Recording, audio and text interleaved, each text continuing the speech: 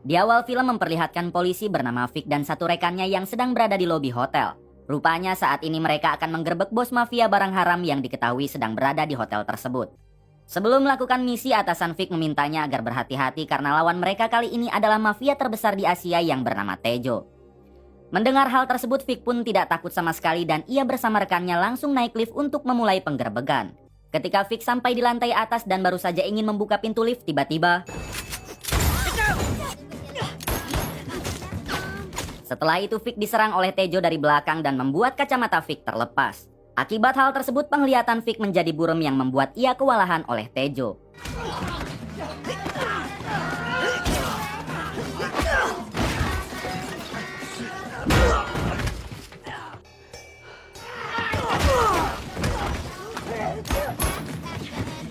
Namun pada akhirnya Vic berhasil membanting Tejo dan balik memojokkannya. Tapi sayangnya Tejo berhasil kabur keluar. Di sisi lain memperlihatkan rekan Vic yang berhasil menghabisi anak buah Tejo yang lain. Kemudian ia langsung membantu Vic, yaitu mengejar Tejo hingga terjadi aksi kejar-kejaran.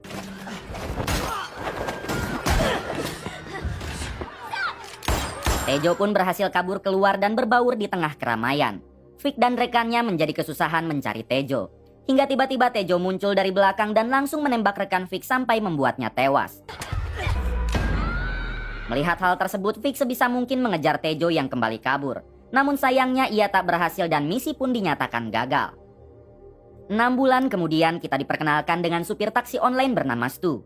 Selama menjadi supir taksi online, Stu tidak pernah diberi bintang 5 oleh para penumpangnya. Padahal Stu selalu bersikap ramah, sabar dan tidak sombong.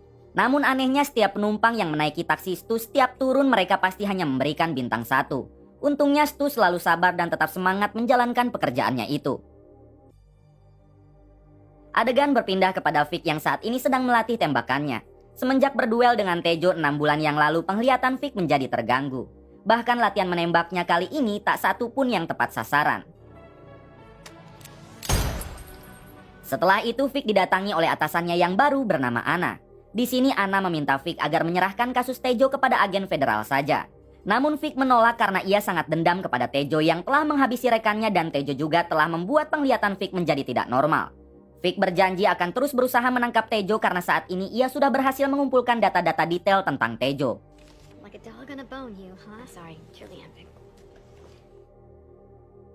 Setelah itu Vic pergi ke dokter mata untuk memeriksakan matanya. Di sini si dokter mata meminta Vic agar memakai kacamata khusus sampai penglihatannya pulih kembali. Terlihat Vic yang tidak pede memakai kacamata itu, namun demi kesembuhan matanya Vic pun terpaksa harus memakainya. Setelah itu Vic mendatangi warteg karena ia sudah mempunyai janji untuk makan siang bersama anak gadisnya. Ini dia anak gadis Vic yang bernama Bella. Di sini Bella mengundang Vic ke acara pembukaan galerinya yang akan diadakan beberapa hari lagi. Vic berjanji akan mendatangi acara tersebut jika dirinya tidak sibuk. Kemudian Vic memberitahu Bella kalau sekarang penglihatannya sedang terganggu. Mengetahui hal itu, Bella langsung menginstalkan aplikasi taksi online dan meminta Vic untuk tidak menyetir mobil sendirian. Bella khawatir Vic celaka jika ia menyetir mobil sendirian dalam keadaan mata tidak normal. Great. Here you go. Setelah itu Vic pulang ke rumah untuk beristirahat sejenak. Baru saja ngalenyap Vic dihubungi oleh rekannya yang mengabarkan kalau Tejo si bos mafia Asia akan melakukan transaksi besar-besaran di kota ini. Namun ketika Vic menanyakan lokasinya di mana, tiba-tiba panggilan itu mati. Meskipun penglihatannya masih buram, dengan sigap Vic langsung menyiapkan persenjataan lalu bergegas pergi ke rumah rekannya untuk menanyakan detail tentang Tejo barusan. Namun saat menjalankan mobil, Vic harus ugal-ugalan dikarenakan penglihatannya masih buram.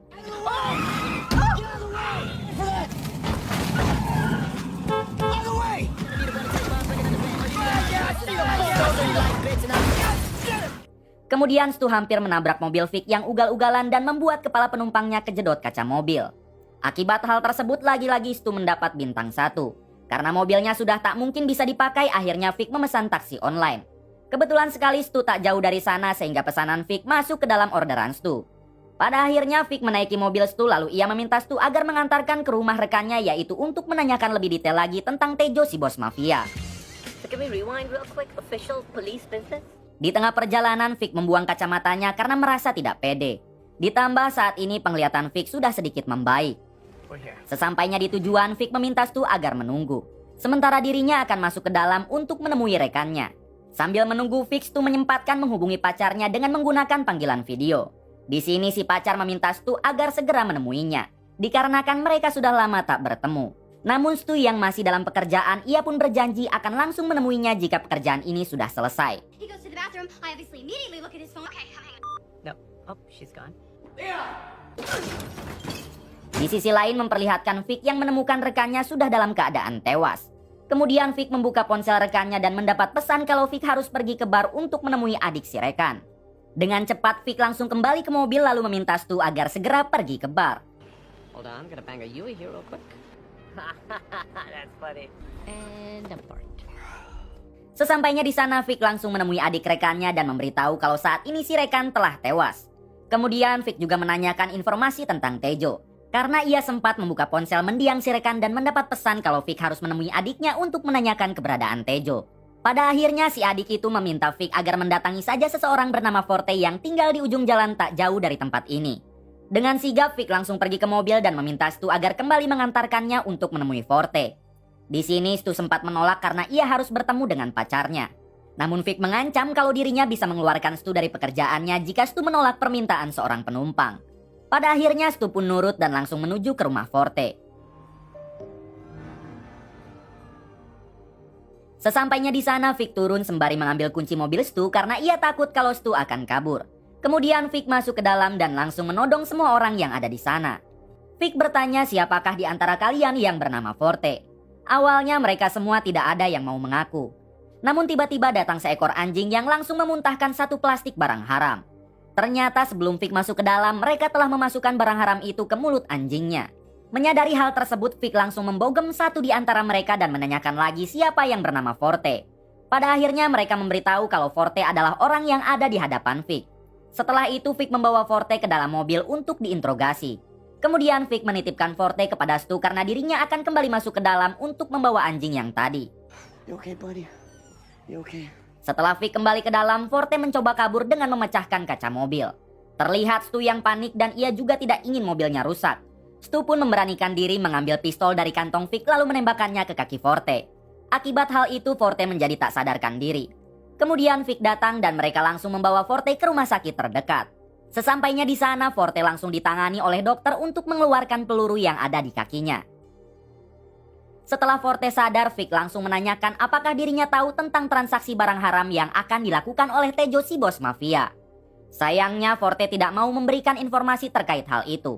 Bahkan saat Vic menginterogasinya dengan cara kekerasan, Forte tetap tidak mau membuka mulut. Kemudian Stu si supir taksi mempunyai ide dengan merebut ponsel Forte lalu mengancam akan membuat status memalukan di media sosialnya.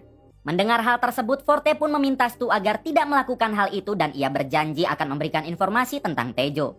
Pada akhirnya Forte mengatakan kalau Tejo akan melakukan transaksi jam 1 malam di tempat rongsokan yang ada di kota ini. Di waktu yang sama tiba-tiba anak buah Tejo datang dan langsung menyerang mereka, hingga terjadilah aksi tembak-tembakan.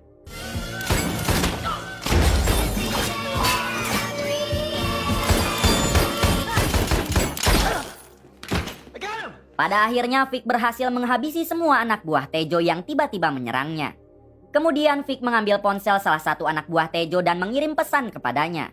Dalam pesan itu Vic berpura-pura menjadi anak buah Tejo dan mengabarkan kalau Vic telah berhasil dihabisi. Semua itu Vic lakukan karena ia bermaksud untuk mengelabui Tejo. Namun pesan itu ternyata bukan diterima oleh Tejo melainkan diterima oleh Ana atasan Vic. Di sini kita dapat simpulkan sepertinya si Ana telah mengkhianati kepolisian dan sedang membantu Tejo. Bahkan orang yang tadi menyerang Vic juga bukan anak buah Tejo namun orang-orang suruhan Ana. Kembali ke Vic dan Stu yang saat ini sedang beradu cekcok. Stu sempat ingin pulang saja karena Vic telah melibatkannya sampai sejauh ini. Namun Vic mengatakan jika Stu pulang sebelum menangkap Tejo maka dipastikan Tejo akan mengincar Stu karena dirinya telah terlibat. Mendengar hal tersebut Stu menjadi takut hingga dengan terpaksa ia bersedia mengantar kemanapun Vic akan pergi. Oh, that shit! Come on, let's go!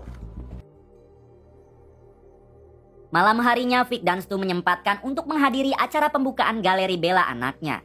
Namun di sini Vic tidak bisa lama-lama dan ia pun memberikan senjata kepada Bella untuk berjaga-jaga. Vic melakukan semua ini karena ia khawatir kalau Tejo akan mengincar juga Bella yang merupakan anak kandung Vic. Make sure you're safe, but I also didn't have time to run back to you. Setelah itu, Vic dan Stu mendatangi toko penjualan senjata yang sudah tutup. Di sini, Vic membobol kunci pintu lalu masuk ke dalam untuk mencuri persenjataan yang ia butuhkan. Di waktu yang sama, Stu dihubungi oleh pacarnya yang menanyakan kenapa ia belum juga menemuinya. Stu pun meminta maaf karena saat ini ia sedang sangat sibuk. Mengetahui hal itu, pacar Stu menjadi marah dan langsung memutuskan Stu. Akibat diputuskan, Stu menjadi marah kepada Vic karena ia menganggap kalau ini semua adalah gara-gara Vic hingga akhirnya mereka pun berkelahi.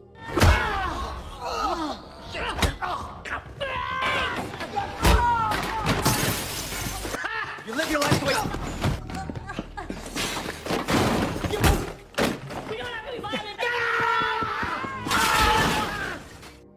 Setelah perkelahian tidak penting itu, terlihat mereka berdua yang sama-sama kelelahan. Namun di waktu yang sama, tiba-tiba si pemilik toko senjata datang dan langsung menodong mereka berdua. Di sini Stu mendadak pintar dengan mengatakan kalau dirinya dan Vic sedang mengejar bos mafia kelas kakap dan tak sengaja masuk ke dalam toko ini.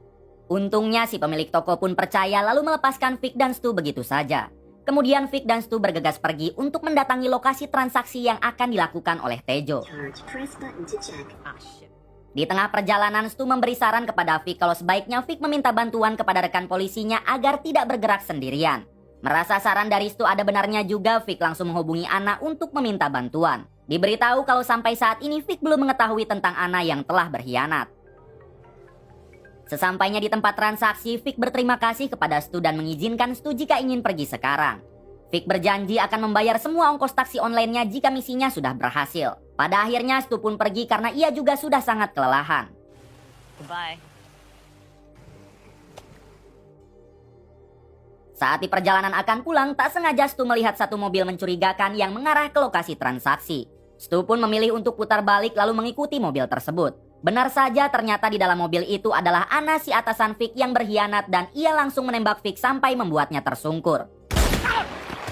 Vic pun tidak percaya kalau selama ini Anna berada di pihak Tejo. Hingga ketika Anna akan menghabisi Vic, tiba-tiba Stu datang dan langsung menabrak Anna hingga membuatnya tewas di tempat. What the hell are you talking? Tejo yang mendengar suara bising, ia pun langsung mengejar Vic dan Stu hingga terjadilah aksi kejar-kejaran.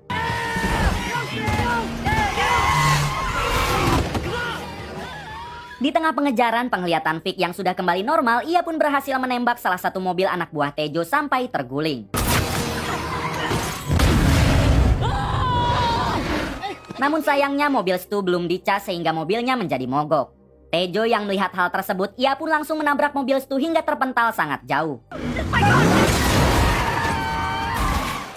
Untungnya Vic dan Stu masih selamat. Lalu ia berlari ke arah pabrik yang tak jauh dari sana. Tejo sendiri yang menyadari kalau mereka masih hidup, ia terus mengejar Vic dan Stu sembari menembakkan senjatanya. Setelah kejar-kejaran cukup lama, pada akhirnya Tejo berhasil menodong Vic dan juga Stu. Ketika adegan menegangkan ini, dengan sok-sokan Stu malah melemparkan botol saus ke badan Tejo. Tentunya itu tidak melukai Tejo sedikit pun, namun untungnya dengan sigap Vic langsung menyerang Tejo hingga terjadi aksi baku hantam. Di tengah pertarungan terlihat Stu yang berhasil mengambil pistol Tejo, namun ia tidak berani menembakkannya. Hingga saat Vic berhasil Tejo pojokan, Stu langsung mengancam akan menembak Tejo. Namun sayangnya pistol itu tidak ada pelurunya dan inilah yang terjadi. Tak lama datanglah Bella, anak Vic, yang langsung menodongkan pistol kepada Tejo.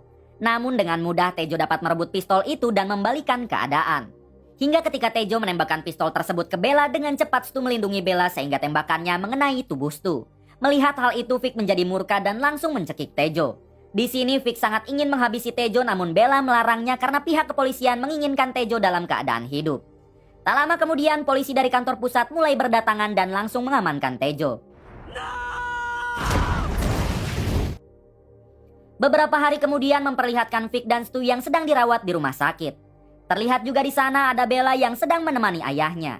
Tak lama Vic didatangi oleh polisi rekannya dan memberikan ponsel Vic yang tertinggal di TKP. Ketika ponsel itu dibuka, Vic langsung kaget saat melihat tagihan taksi online-nya. Namun Vic yang sudah berjanji, ia pun langsung membayar tagihan itu dan memberikan bintang 5 kepada Stu. Barulah kali ini Stu mendapatkan bintang 5 dari kliennya, itu pun harus dengan penuh perjuangan.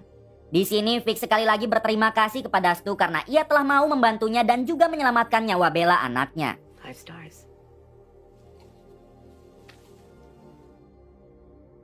Beberapa bulan kemudian memperlihatkan Vic yang sedang berjalan menuju rumahnya. Namun di sana sudah ada Bella dan Stu yang ternyata saat ini mereka sudah resmi berpacaran. Vic juga merestui hubungan mereka karena Stu telah rela hampir kehilangan nyawanya demi menyelamatkan Bella. Kemudian mereka merayakan Natal bersama dan film pun tamat.